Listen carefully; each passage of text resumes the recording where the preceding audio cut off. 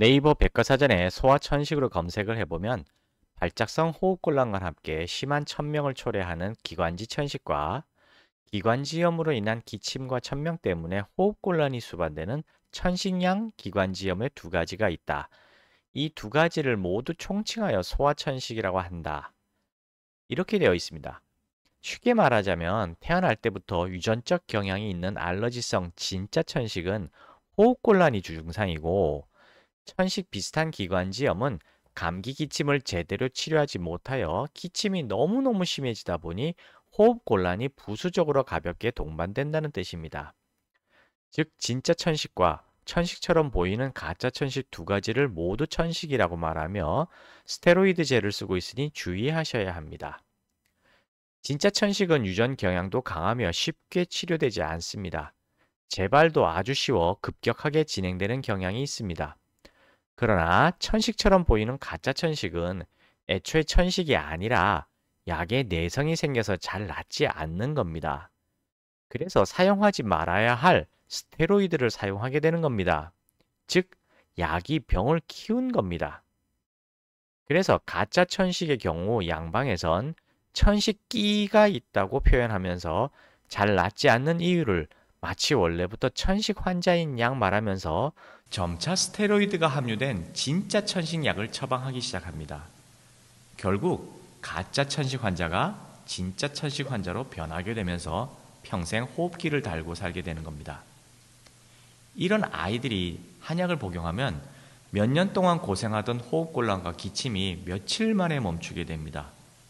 이걸 두고 어떤 의사는 어떻게 몇 년을 낫지 않던 기침과 호흡곤란이 며칠 만에 한약으로 낫겠느냐, 한약에 마약을 섞었을 것이다 라고 보호자에게 말을 하기도 하더군요.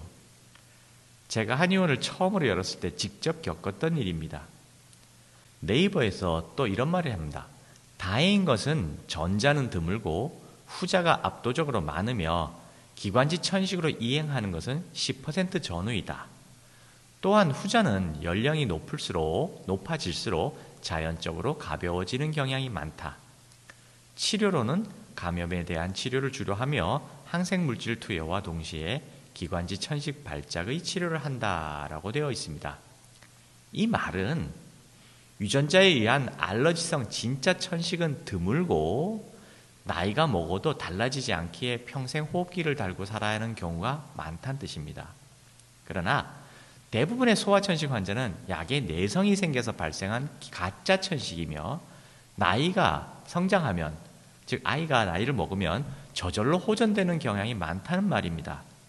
그러니 오히려 약의 사용을 줄이고 자연요법이나 한방치료를 하는 게 낫다는 뜻입니다. 따라서 영유아 소아들의 가벼운 열감기와 기침에 가습기와 땀내기로 하룻밤을 푹 잘 지새우면 웬만한 감기는 잘 낫는다는 것을 경험함으로써 병원 가는 횟수를 줄여야만 가짜 천식 환자가 줄어들게 될 것입니다.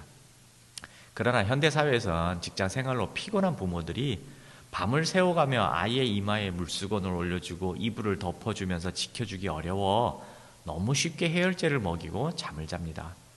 그렇게 하룻밤에 해열제를 2번, 3번 먹이는 게 거의 기본이죠.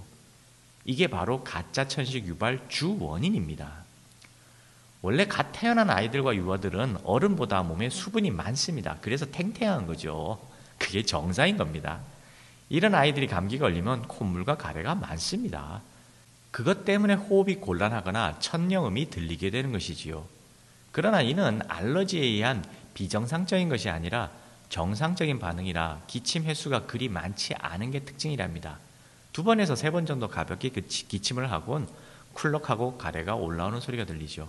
하지만 아주 어린 아이들은 가래를 뱉을 줄 모르기에 다시 삼킵니다. 이럴 때는 육군자탕으로 하루 이틀만 해도 기침과 가래를 바로잡을 수 있답니다.